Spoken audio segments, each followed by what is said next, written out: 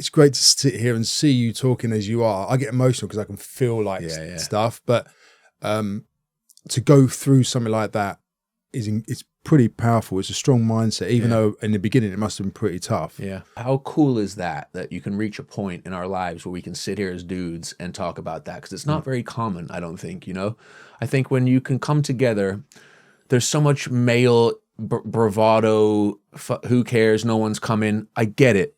We have to solve our own problems. Yeah. But there's also people that want to provide a value for someone else. They want to be there to support for someone else. And I think that, you know, as little of a part as we may play, we still want to play a part of sharing stories and sharing stuff, although it might make you emotional, although it might make you sad and fuck, yeah? Wish they didn't die, wish it wasn't the case. But if we can share these thoughts and these stories to tell the next person, you might be going through it now, but it'll be okay. I'm Paul Scolfort, and this is Powerful. In this series, I come clean about my own sobriety and the journey it took for me to get here. In each episode, I will speak to a special guest about their addictions and how they achieve sobriety and how they maintain a happy lifestyle today. Today, I'm very pleased to talk to Calum Best, son of the late and great legendary footballer George Best. He's the chairman of Dorking Wanderers FC. He is an entrepreneur. He's a model. But most of all, Calum is the patron for NACOA, which is the National Association for Children of Alcoholics. Hi everyone. So in some of these episodes, there will be discussions of alcohol misuse, drugs, sexual abuse, suicide, and some other heavy topics. So please take care when listening.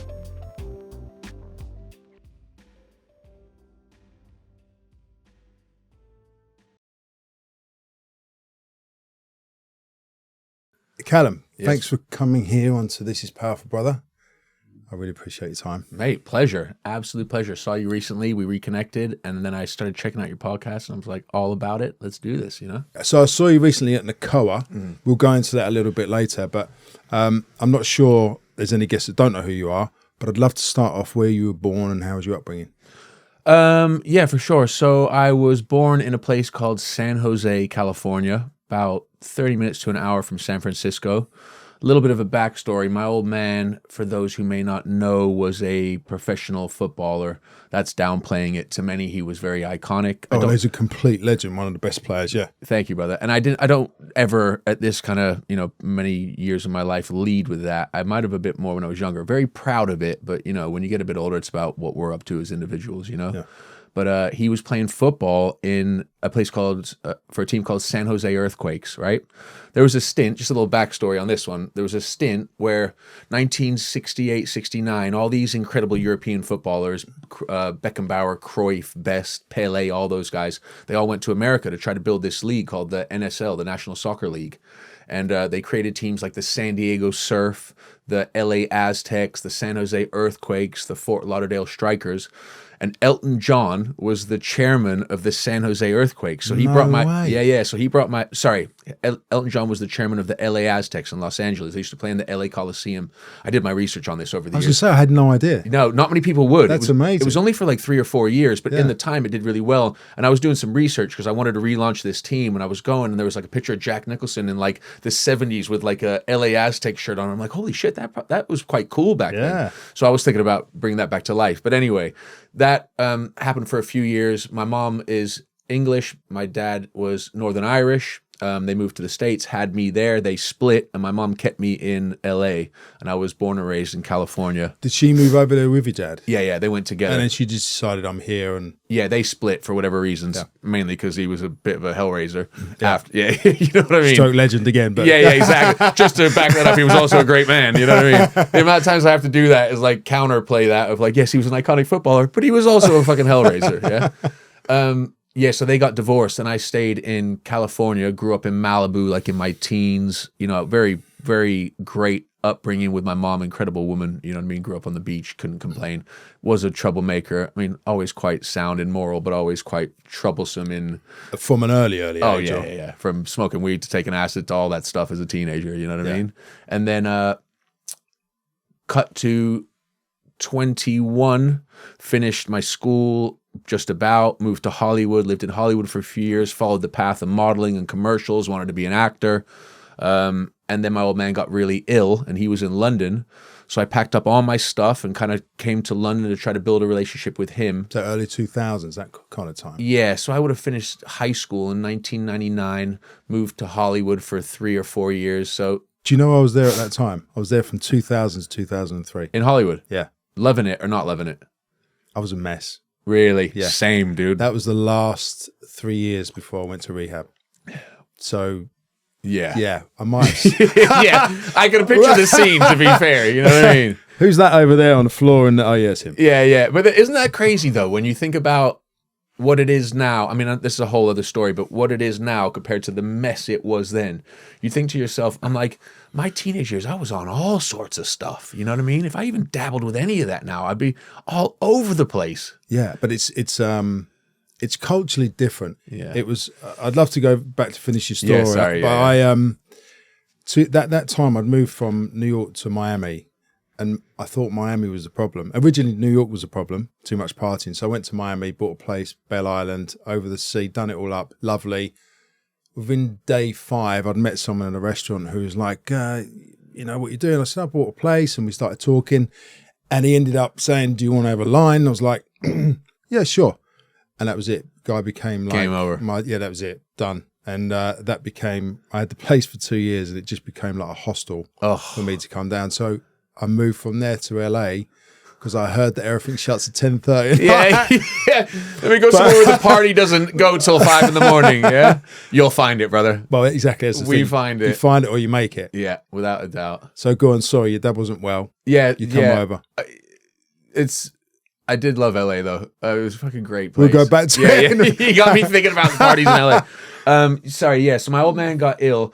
For those who don't know, my dad was, you know, a great footballer and a great man, but he also had a drink problem, massive drink problem, you know. And the sad part about that is the years that I knew him was in his fucking worst of his drink problem, you know. So I can idolize the football, I can idolize the memories and all the beautiful things that people say to me, but what I knew was pretty damn dark, you know. And that's what I can't relate to it on that level because my dad wasn't a legend at football and et cetera, et cetera. But he was admired by a lot of people. He was a cool guy.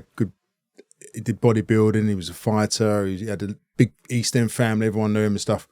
But there's always, when the door's shut, there's always the other stuff on the other side. Seriously. And it's painful because, I mean, you must handle it really well, but it's like people must say, oh my God, your dad.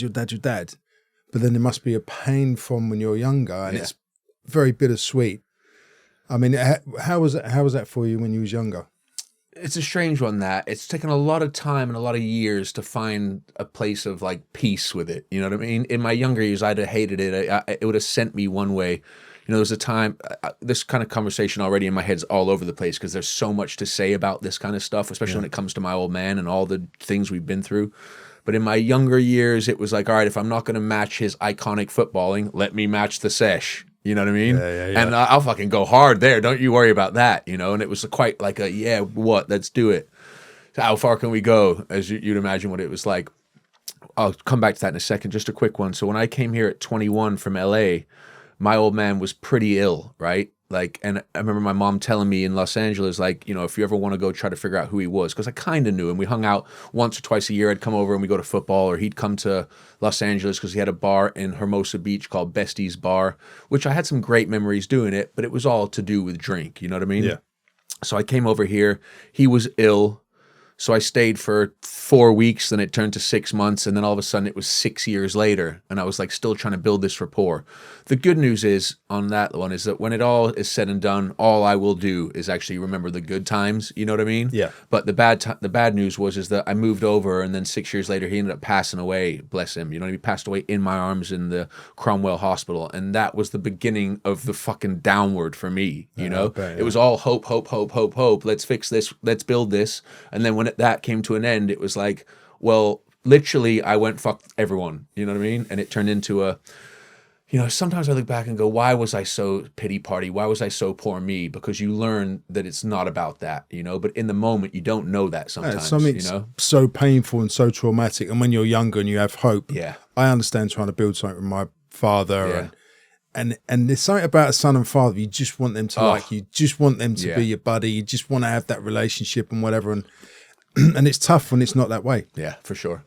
And I think that's probably, it's great to sit here and see you talking as you are. I get emotional because I can feel like stuff, but to go through something like that it's pretty powerful. It's a strong mindset, even though in the beginning it must have been pretty tough. Yeah. So did it just send you off down the same sort of road of partying and things? One thing before we go, I like that though. How cool is that you can reach a point in our lives where we can sit here as dudes and talk about that? Because it's not very common, I don't think, you know?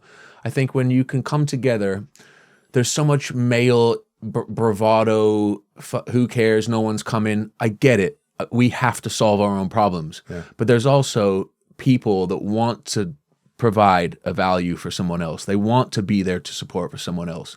And I think that, you know, as little of a part as we may play, we still want to play a part of sharing stories and sharing stuff, although it might make you emotional, although it might make you sad and fucking fuck, yeah? Wish they didn't die, wish it wasn't the case. But if we can share these thoughts and these stories to try to tell the next person, you might be going through it now, but it'll be okay. Yeah. Sorry, when I saw you say that, that got me going as well, because it's beautiful sometimes. Yeah, you know? No, it's important. And I really believe that because I was brought up in a pretty tough environment where you go through it, you're resilient, you don't care, you don't show your feelings, you just muscle through. Yeah. But having been on the other side myself, going for rehab and literally hitting a brick wall and having to make a decision from, do I take my life? Yeah. Because I fucked everything up?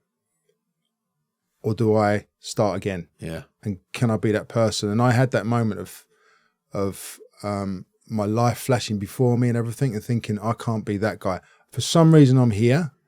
At that moment, I'm feeling fucking useless. Yeah. But I know I've got something in me that maybe I can do something for someone else. Yeah. And that drove me through, like why we're doing the podcast today. It's important for someone sitting at home on their phone somewhere to listen, to be able to open up. I know that it's a stronger thing to have vulnerability. Yeah. You know what I mean? And have resilience for the feelings, not hide them. Yeah. But take them on board and go. Like a boxer in the ring, you have to take a few punches whilst you're giving a few. And we should be able, you should want to handle it. You should want to be like, no, I can deal with this as a man. And there's roles that we play as men that should be that way. Stand tall, stand proud, I'll deal with it. We'll handle it. But then also when it comes to, do you stay silent and fucking kill yourself slowly? Or do you say, no, I wouldn't mind healing some people around me along the journey as well? You know, and I think nowadays as well, that's a lot more open and acceptable because people, hopefully, not to say like us, but people might want to make people more aware of it because the old school didn't. You know what I mean? No. Your dad, my dad, fuck that. It wasn't even an I love you. It was sitting at the bar, quiet, shut up. I remember, it's just a random story, but it was very much reminded me at a young age. I was 15 and it was one of my trips over to London from Los Angeles, and I went to the bar, and I was a smoker at the time as well. I mean, I smoked for a long, long time. But I used to think, you can't stop me from smoking because you're a drinker, right? But that wasn't even the thing. So I was smoking at this bar with my dad and Henry J. Beans on the King's Road, it was called. And I go, Dad, I'm going to go to the bar and get a drink. It was the first time I'd ever drank in front of him. I was so excited, right? Like he was sitting there with his dry white wine with ice in it. Most random drink he used to drink, but he loved it, dry white wine. And I go, I'm going to go to the bar and get a drink. So I go over to the bar, I order my drink, and I come back and I sit down with this fucking pina colada. Bro, pina colada. It's got a big old pineapple. It's got a straw. It's got the little banana leaf sticking out the top. Like a rainforest. And he goes, son, you're not sitting with me with that drink. And I went, oh, I fucked it here. That one opportunity. He goes, don't bring me that flash drink in front of you. Go get yourself a whiskey or something like that. And I just remember going, you're so old school in your mentality, you know? Don't you dare embarrass me by drinking that flamboyant drink. Fair play in many ways, you know? But I just remember thinking, God, there's such an old school generation. But when it comes to that kind of healing or wanting to be better and vocalize it, then I think it's a very modern thing. And I'm not mad at it because I think people need to do things to make themselves feel better and be better, you know? Yeah, I think so. I think there's something, as I've done this podcast, I've realized some things about my dad. Like I used to have a lot of hostility. I had so much love for him and then it turned into bitterness. Yeah. And then there was one point on his 70th birthday, I was back in Los Angeles and I went back sober. I actually went back, I was in rehab for nearly like a year doing certain days and stuff. And then I went back for a job and I sat in this restaurant in Katana on Sunset. Nice. Sushi joint. That's it. I love sushi. Me Sat too. there on my own, just having a bit to eat.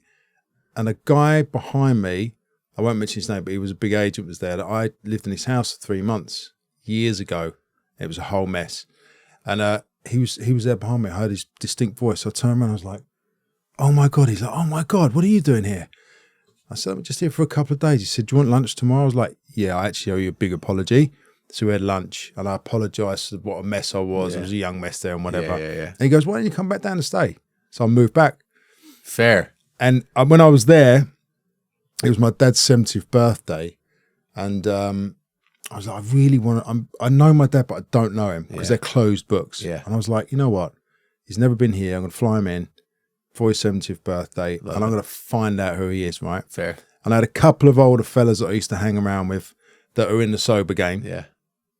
And I went to them and I went, what do you think of this list? And they're like, what's the list? And I'm like, it's a list of questions from my dad. Did you do this? Was this the thing? And da-da-da-da-da.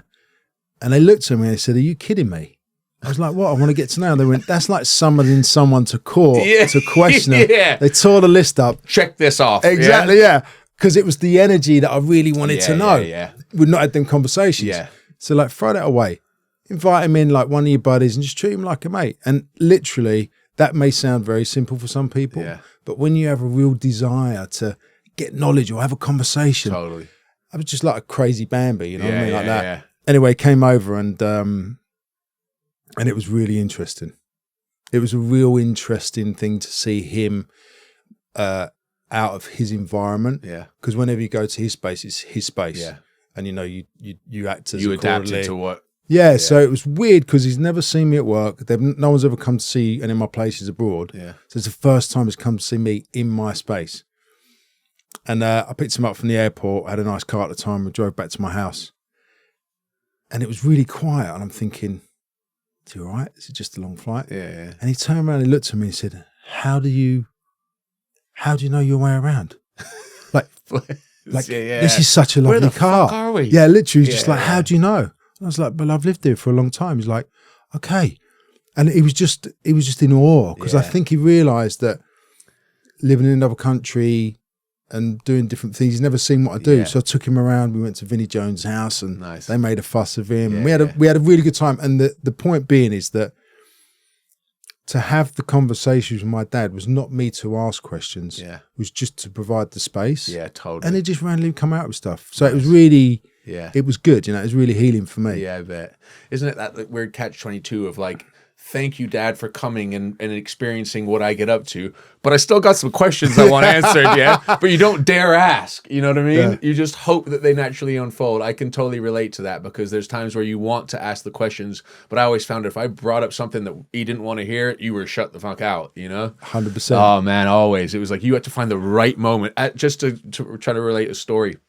I'd have to find him at a certain point. Like literally I'd have a 20-minute window sometimes, yeah, to know that he's had 3 wines before he turned to the brandy to say, you know, da-da-da-da-da. And there were sometimes they were great. Like we talked women, we talked football, we talked, you know, whatever it might have been. And those were great conversations, but it was just about as deep as that would get. You know, there was no, do you love me? You know what I mean? It would have been like, shut the fuck up, son. You know? Yeah. So yeah, I can relate on the dad stories. How did you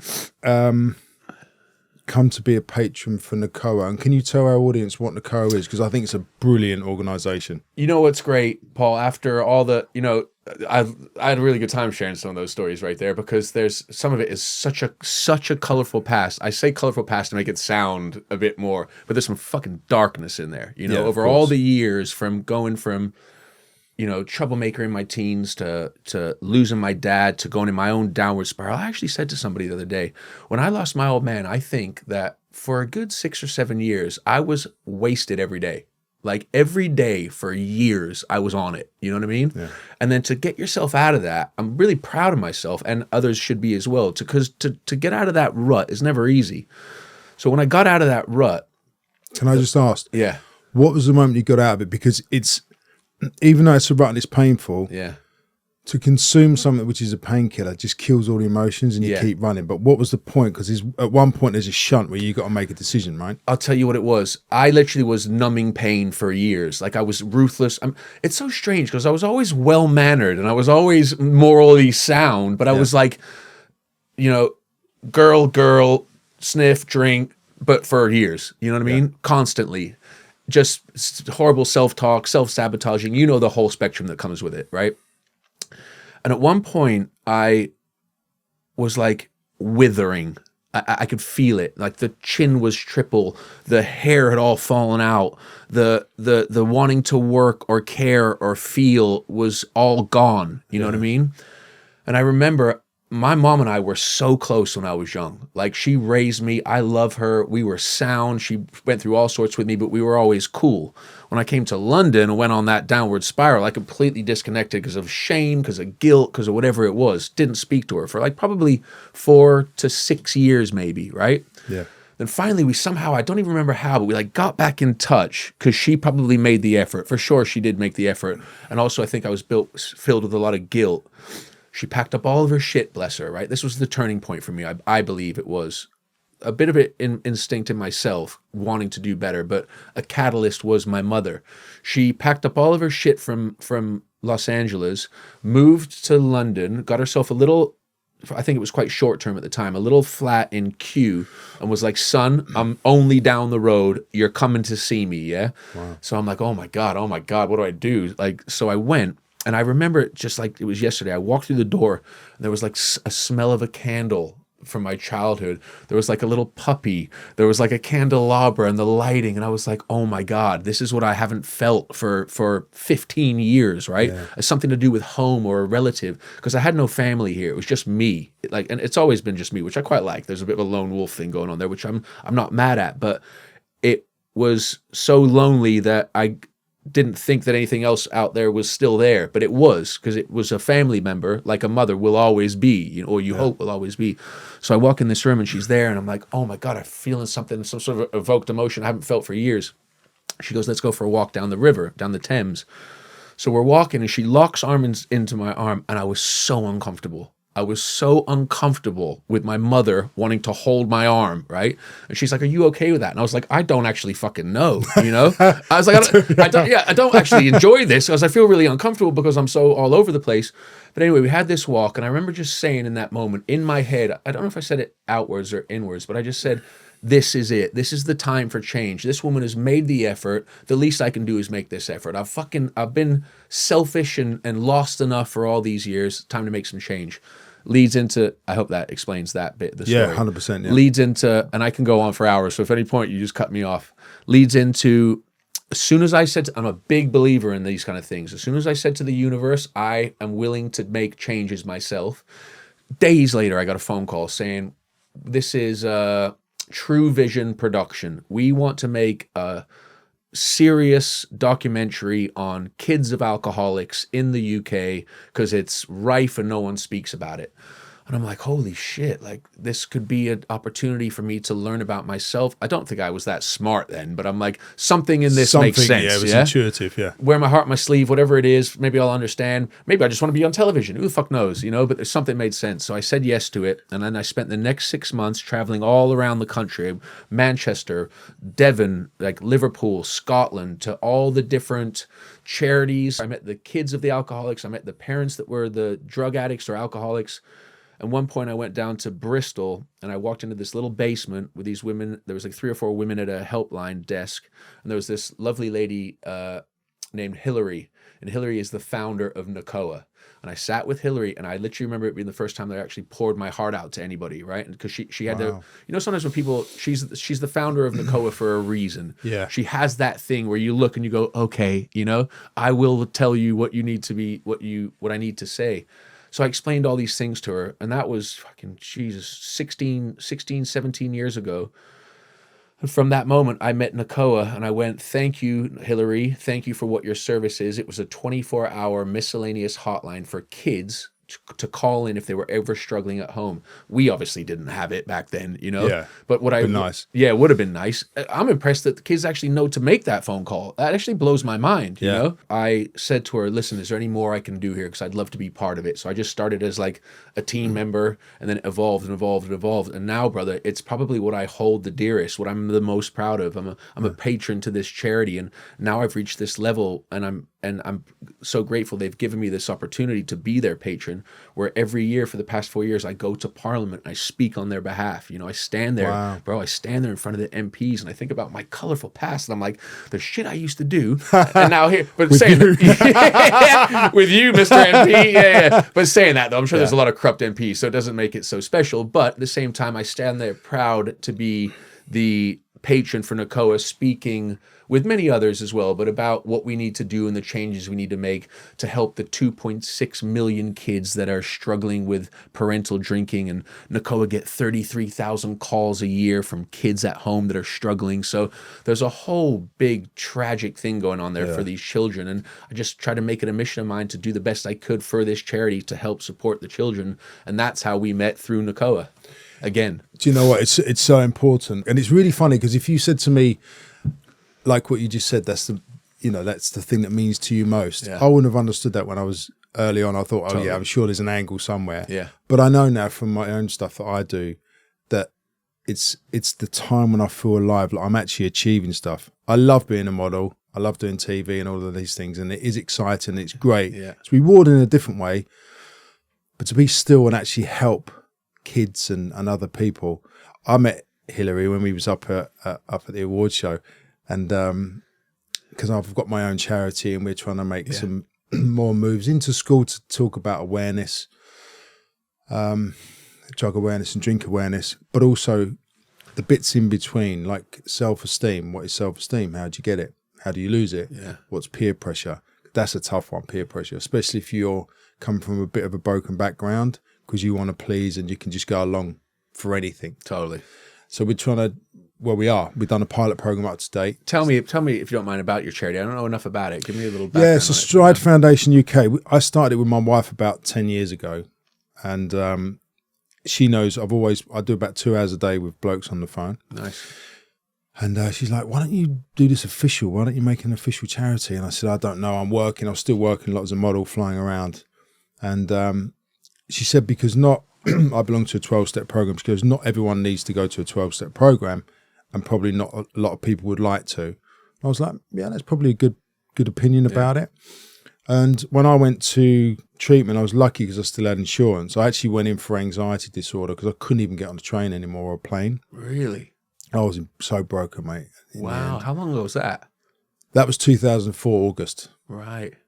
I took a flight from Telluride. It was up in this private jet in Telluride. And we lost an engine. I'd already took 2 Valium to get on a plane because I was really fucking angry. Yeah. And it didn't make sense because in some situations I will front a situation. Yeah, yeah. But I'd be in bits, and we lost an engine and then hit turbulence. So I'm like, really? Yeah, yeah. And I just remember all the Percocet. Literally, I remember down this bottle, and I was just looking at my hands, thinking, God, they're really white. Like I was grasping for dear life like this. And we landed. And obviously it all kicked in, and I was sitting there literally dribbling like a mess. Wow. On this, I think it was a fountain, if I remember. And I didn't know whether I'd arrived or I was leaving. Wow. I just sat there thinking, what is going on? Yeah. Like, what is going on? And that was towards the end of everything for me. Before you went into rehab? Yeah. Yeah. Because I just didn't know what happened to me. Yeah. I didn't know where all this fear come from, these nerves come from, and they just shocked my body to bits, basically. And like you touched on earlier, the internal dialogue. Yeah. People would say, "Oh my God, you're such a good-looking guy, you're such a model," and I would get angry about it, thinking you don't know what I'm actually going through. Yeah. You know, the narrative inside, and awful. Isn't that crazy? Awful. Yeah. When it should be like, thank you, this is great, life is great. It takes a fucking lot to figure that out, though. I don't know whether it's just from trauma or if that's just life, but I find a lot with the trauma people, it takes a long time to figure out that inner dialogue. I even have it now in the taxi on the way here. At one point, I find myself like frowning, thinking about something. And I'm like, whoa. Don't go into this fucking podcast with a negative thing because something's crossed your mind. But luckily over the years, you train your brain to get out of those things. I think that's important though, just to jump in. Yeah. To train your brain. Yeah. We have negative thoughts, and some people say it's 40,000 a day. Some people say it's 80,000 a day. But if I'm tired or I'm hungry or something's happened, I can, like what you say, I can just slip into this, and then it just starts talking. One I'm over like, the other. what the hell? Yeah. But from doing a lot of work, and this is the thing, when we talk about doing a lot of work on yourself, at one point I thought it would sound boring or like I don't need it. But actually, it's incredible because you're in this body, in this mind anyway. It is a mechanical thing, some of it. Yeah. And these thoughts just happen. And you can't change the first thought, but you can change the second one. Totally. Like what you just said. Totally. I'm not going to go in there like this. Yeah. I'm just going to sit up and go in there in a positive way. Yeah. And that's powerful to be able to do that. Hell yeah. I was thinking about that today because I didn't know what we were going to talk about. And recently some job came up. And in this job, I had to talk about different pillars that I thought represented me. And I thought one of the biggest, most powerful ones you can try to pass on to somebody that eventually you start to understand it yourself is being able to switch your brain, because it's not easy to do that, and it takes a long time. I mean, I'm not saying we're old, but we're not young anymore. And it's taken, it didn't come at 30. It might not have come at 35. It might have come at even 40. But you're young enough to know it's here. Yeah. Now I know at least I can go stop. I'll find myself. I did this little random thing on my social media where I'm walking down I was walking down the river once, and I find myself, one negative thought comes, and then all of a sudden my jaw's clenched. All of a sudden I'm frowning. All of a sudden things are tight, and I'm creasing over. But now I can go, look what's going on, and come back, and everything's okay. And what I'll do sometimes is I'll repeat something. Life is good. It's all good. It's all good. As soon as I start to switch it, and then all of a sudden you're smiling, then you're like, I'm back.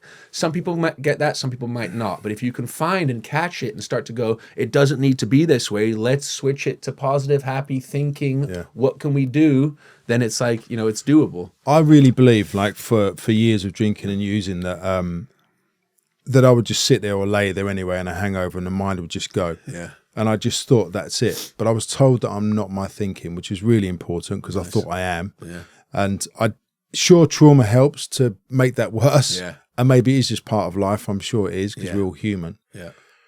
But also I know that my subconscious, it may have a negative program in it or whatever. Yeah. But it's there to survive. It doesn't know the difference between right or wrong, good or bad. It's there to keep me alive. Yeah. So the only way to override that is to become conscious of it. Yeah.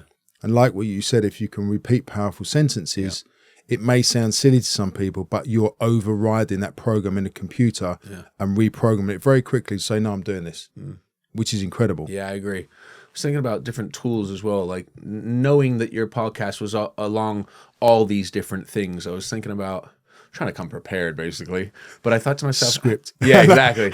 So hold on a second. So how do you get here? Not that here is the final place, because fucking hell, there's a lesson every day. The universe is sending you signs every day. We're always growing. We're always learning, as we all know. But it's, this person asked for this same job I was talking about. Why? What is it about your story that we should da-da-da? It was almost like a test as such. I started to think, like, how have I got to this point where I'll say to them, it's because now I'm happy, healthy, confident, go-getter, like goal-driven, want to support others, want to build community. How have I got to that point? And I'm like, okay, well, that's a good question. There's different things over the years that I've tried. And I've actually probably not stayed consistent with any of them, but I've dabbled in all of them to see which one is right or which one suits. And it's no word of a lie. People now, I think, because so many words are so played out, like journaling, like manifestation, like mindfulness, everyone's like, yeah, fucking whatever, heard it before. But the reality is that you need to practice stuff to become aware or better or snap out of an old you into a new you. And those things are probably a great platform or way to start and find one that works for you. And this morning when I woke up and I went into my journal that I've actually been consistently writing in for probably the past year, right? It's in my bag, actually. I brought this to make a point. I found it used to be an I am journal, and then it was a manifestation journal, then it was a gratitude journal, and then finally I found this time boxing, which I knew nothing about, but I Googled it, saw that it was quite popular, and it was helping entrepreneurs, which I like to call myself. Yeah. Found this time boxing journal, got it, and I've consistently written in it every single day for about a year, maybe missed 1 or 2 days. And I'm like, it's those kind of tools. You find it, and who knows, mate, I might not use that tomorrow for the next 10 years, but I've used it for this past year that has helped me get to a place today that I like. You know what I mean? Totally agree. Yeah. I'd love to see it. Not what you've written, but I'd love to see the time boxing thing, because I'm glad that you say that, because I thought, do I bring it out and show? Yeah, please do. So I'll give you, so it is called Action Day Time Boxing Journal, and it's the first one that I've found that hasn't either bored me or makes sense to me. Yeah. And bro, every single day, and I'm also going to give you a little thing of what I write every morning. But if you just have a little look, every single day, hold on, it starts about... Is it what you're going to achieve in the day? Every single day of this year, I've written in this time boxing journal. Wow. Bro, I'm telling you now. And the most recent thing that has come to mind, I saw it on some social media post, as silly as it might sound, but if you can use it for good, you use it for good. Listen to this one. Every morning. I am so happy and grateful that money comes to me through multiple sources in increasing quantities on a continual basis. And I've written that every single morning. And then I thought to myself, why is it money focused? Because realistically, I've got bills to pay. I've got my mom to provide for, and I want to take care of my friends. Yeah. So then I also make it spiritual by doing my little I am section. You know what I mean? And then I end it with, how did your day go? Thank you for showing me that this issue is already solved. Thank you for showing me that this issue is already solved. Wrote that every single evening for almost a year, bro. So whether you believe this or not, if I'm feeling good and business is flowing and I'm feeling grateful and problems are solving, I'm going to put everything together and say, fuck it, it's working. You know what I mean? I totally agree. And if you break it down into sections, you have a little look there. There's a section there, section there, section there. Thanks, Calum. I'm actually going to buy one, because for me, I've never been diagnosed with ADHD, but I bet if I went in, I'd get 10 out of 10. Totally. Both of us here. Our conversations have got started here and gone 26 different places and not even probably reached the point. Do you know what, though?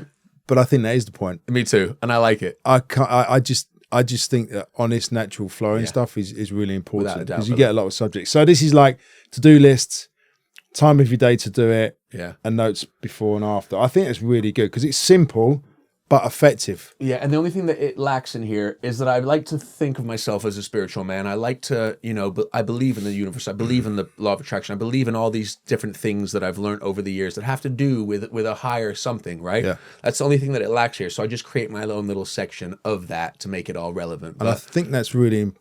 Yeah, me too. Because I believe the same. When I've been through, like, when I was in LA the second time, I would do an hour and a half meditation in the morning, an hour and a half meditation at night. Then I'd practice a martial art in the daytime. Basically, had no time to eat or do anything. Wow, that's a lot. That's it's impressive. too much. Yeah. Well, it is impressive as in you could be able to do it all, but probably wasn't good. It was done for. I was trying to break this thinking process. I was trying to find out something different. I was trying to get rid of this anxiety. I've started this new life, this new sober life. I felt raw, felt naked. I've always had a shot or gone in with someone or been part of the boys, and it's a different energy. Yeah. So I felt like a bit weaker, a bit less, a bit like vulnerable, a bit like, God, maybe I don't belong here. Like, what's going on? Yeah. So I tried to find a strength from within, and I practiced that, and I think it was good. I don't recommend it because it's too much. Yeah. It took up too much time, and I lent too much on the spirituality. But I did that. Then I'd cut it down to 40 minutes. Then I'd do mindful meditation. Then I did Kundalini yoga for a year and a half. Then I did like tantric yoga. I did it. I've done all of the shit. Yeah. And then mountain climbing, not mountain climbing, listen to stuff, not listen to stuff. Yeah. I went down the Eckhart Toll Road for a year and a half, listened to it when I was asleep to change my... I tried everything. Wow. The only reason I did that is because there's this saying that people go to church because they're scared of hell, and people have spirituality because they've been there. Yeah. And I feel like I've been there. Yeah, totally. Like really been on the edge of like, I'm done, in dark places and so that was my journey to come out of that. So now I've found a level. So I did journaling as well, but I used to have to write 10 pages or loads of stuff. Yeah. Now I understand. For me, I keep it really simple. I'll do a 5 minute in the morning. Yeah. I'll do a little projection for the day, what I want to achieve. And I try and hit them goals. If I don't, I say you've done well, and I write down at night, well, you did well, but if you can do this one tomorrow, do it. Yeah. So I just keep myself accountable to me. Don't tell anyone about it. No one knows. Yeah. It's just my little thing. Yeah. Sometimes I do some writing if I'm upset about something Yeah. to try and take that away, because the resentment's not healthy, I don't think, for anyone who's got problems, because usually there used to be somewhere to take that away from. Yeah. So now I try and do a little process. But I think it's important, and I can only speak for guys, not girls, that it's difficult for guys, especially if you're an entrepreneur like yourself. You're a fit guy, you're strong, you move around the planet, and it's a tough time. It's a tough thing. You can't really show vulnerability. People still take that as, I've got him, he's weak, I can take something from him. Yeah. So it's hard to have that on the outside, but actually an inside, like what you said, you don't have to show it, but it's in there. It's a belief, it's a trust. Yeah. And the fact that you're doing what you're doing, I can see it's a different thing. We are doing stuff for money because money's an energy. Yeah. We have to live. We have to do our things. Yeah. And I used to think it was a bad thing to earn money, which is nuts. Yeah. Now I know, come on, it's what you do with it. It's money's not bad. It's good depending on what you do with it. Yeah. It's just a tool. Yeah. And I thought about that if I was going to share that today about what that little paragraph I write every morning. I'm like, do I share it because it is money focused? But then I'm like, yeah, I do, because I want to be able to, if I can use the universe to create it, as silly as it sounds, if there's something that makes me think it's going to help generate something but that is to provide. You know what I mean? And most things, I mean, as you do, I bet you set up this podcast not only for your own healing and growth, which you've been through already, but to provide for others, a service for others. Yeah. Everything in some ways, people pleasing or not, I think it's become an advanced level now, like a real, not people pleasing, but a real reason to want to provide for others. Some people have it in them, some people don't, but I'm proud of that side of me. Can I tell you what I think's the difference? Yeah.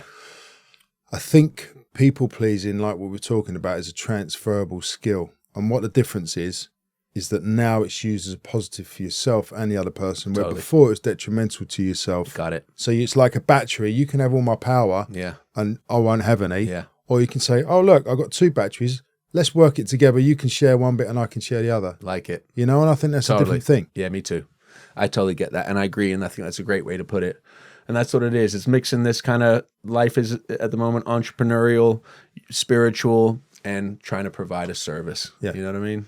It's flow, isn't it? It's flowing and sharing and giving and taking, Yeah. It's not living in your castle somewhere, locking the door saying, use lot stay out. Yeah, sorry guys.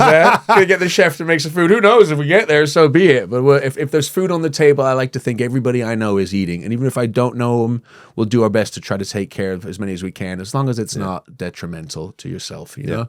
I totally agree. And I think that's what, just to go back to NACOA, I think a real good kind of, what I'd like to get across here is, if anybody hasn't heard of NACOA, to know what they are, go look for them, because everybody I've introduced them to at some point, it either blows their mind at how big the problem is of children struggling with alcohol dependent parents, or trouble with drinking at the home front, and somehow they've become a member, or they've joined the team, or they've put on an event, or they've come up with an idea. But the more I can do, with your help today, sharing it on this podcast to raise awareness about what NACOA do, the better for me, because it's something I'm really, really proud of. So if you have listened, go check them out, because they're an incredible service. And I think they lead the way at the moment. There's loads of charities out there, and everybody is incredible if they're trying to provide a service. I think it's fucking beautiful, But I've noticed one last thing is that about 5 years ago, the government addressed the children specifically of alcoholics, right? And there was this agreement written to fund NACOA and specific charities for children of alcoholics. And then COVID happened, and then I think that thing got knocked. So in the past 4 or 5 years, there's been no money specifically gone towards the children. It's gone towards addiction and parents and as a whole, which is brilliant, don't get me wrong. But the goal for me in every way, shape, or form is about the kids in this matter. You know what I mean? And I think that all we are doing at the moment, what reason we go to Parliament, reason we attend those events, is because the more people know that there is no funding to help these children, the better. And you think to yourself, how can the kids be the last one on the list when they are the fucking next generation? I know it sounds so cliche, but I think to myself, and you know what's one more, I'm all over the place with this, but one thing I like about NACOA as well is that I'm not a child and it helps me, NACOA. Yeah. How crazy is that? Their service is about providing for children, and what they've done for me in my adult years has been fucking life-changing. So I'm forever grateful to them. We're all kids inside, aren't we? All kids Yeah, inside. literally. I spoke to Hillary at the event, and I said to her about the phone call. So what we do, we Yeah, please. we go in and do school talks, and we want to provide a service where we educate the kids. But we don't have a phone service like that, so we want to do it so we can point them to places like NACOA so they can talk. Love it. So we want to go in and fill that space to be on boots on ground, telling them, give them a safe place to share back, having discussions, and then point them into a direction where they can go further, right? Yeah. And then hopefully we're going to put on some resilience programs and other stuff on the back of that. That's what we're going to do hopefully next year. But people don't know the stats, and it's horrendous. And some of the kids, you know, I've spoke to some kids, and they come up to me when they tell you a story. It's like it kills me. Yeah, I bet. And Hillary said to me, I said, what's the phone call you remember? She goes, I remember one recently where a kid phoned up about 6 years of age and just said, I don't have anyone to read me a good night story. Can someone read it? She told me, and I was just like, He reads me over the phone. Come on. It's not cool. It's so sad. There's so much pain out there. And I don't think people really know the numbers. And it is the next generation coming up. But you do have to address people who have problems at the moment as well. Yeah, of course. But it's definitely cultural in this place. But also with addiction, I think people don't know it's an actual illness. Yeah. That it's a real disease. Yeah. They think it's a willpower thing. Yeah. It's not, because if people would stop all the time. Literally, I used to get messages, why didn't he could have chose not, and you're like, fuck off. Yeah? Yeah. It's not a fucking choice to some people. It's actually an illness. Yeah. Their brain says to them, screw everybody else and listen to me. Yeah? And the illness being the me. Yeah, and it's simple. Like if someone walks, it's like someone who smokes, they just pick up a cigarette without thinking about it. You just get an urge, it happens. Or if you're like someone who loves sugar, you'll be walking past the fridge 800 times in a day, and you'll be like, how did I do that? Yeah, no, I've got a padlock on my one. Yeah. I put it in the garden. Yeah, exactly that. That's the worst thing about me. I mean, my sugar addiction. I swear people say sugar's not addictive. I'm like, you must be on crack, because I am addicted to sugar. Callum, we are right on time. I really enjoyed that, mate. No, seriously, Good. yeah. Good, no, good, it's good. nice because it's that thing that you don't get to know people, and then you start to get to know people, and there's layers and layers and layers. This podcast is brought to you by Stride Foundation. If you or someone you know is struggling with addiction, please head over to www.stridefoundation.com, where you can find links to resources that may help. You can also make a donation. Please make a donation. It will help us bring to you more episodes. And if you enjoyed This Is Powerful, please rate, review, and follow the podcast to share it with your friends, your family, anyone you can, and head over to social media. I always love to see and hear how you react to the episodes, and it's so helpful for our content to be shared. Thank you also to my beautiful wife, Dr. Federica and Marty, the best producer, Shannon Delwich, to Henry, you know who you are, and to Emma Long, who does all the hard work in the background. And there's a whole catalogue of episodes wherever you get your podcasts.